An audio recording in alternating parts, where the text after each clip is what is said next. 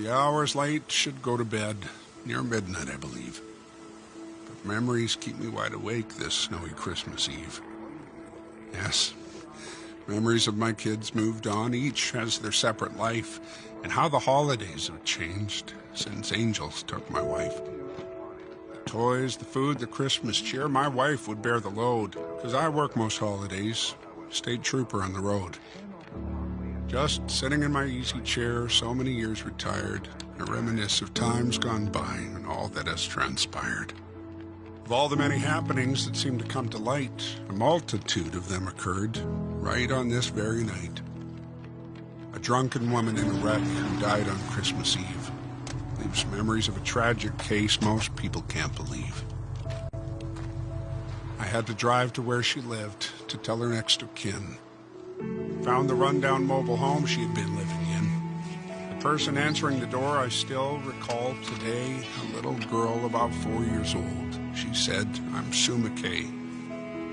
I asked her if her dad was home and felt the longest pause. She said, "My daddy ran away. You must be Santa Claus. My mommy said you'd come tonight if I just stayed in bed and bring a pretty doll for me. It's what my mommy said." Broke the rules that Christmas Eve, did not call child's care. I merely put her in a room, and that I couldn't bear. I picked her up, took her home. My wife tucked her in bed, wrapped a pretty doll for her, just like Mommy said. Adopted by a loving home, and soon they moved away. I won't forget that Christmas Eve and little Sue McKay. Another bitter Christmas Eve, a blizzard to behold that had left a family in a ditch, just trapped there in the cold.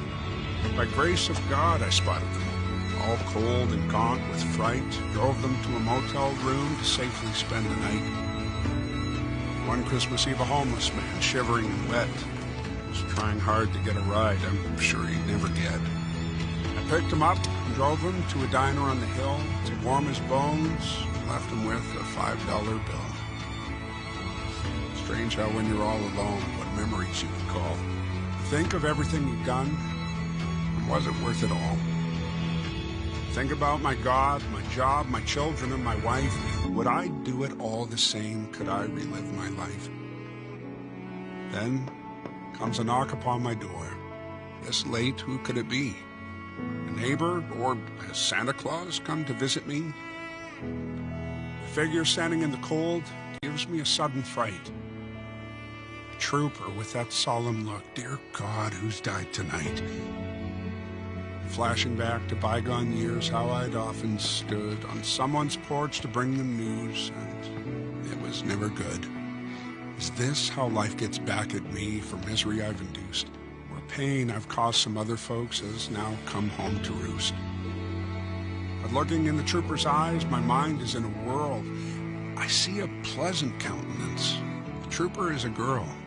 She smiled and reached to shake my hand, and silence wasn't broke till a tear rolled down her cheek, and then she softly spoke. "I'm sure you don't remember me, but thought I'd stop and say, God bless you on this Christmas Eve. I'm Trooper Sue McKay."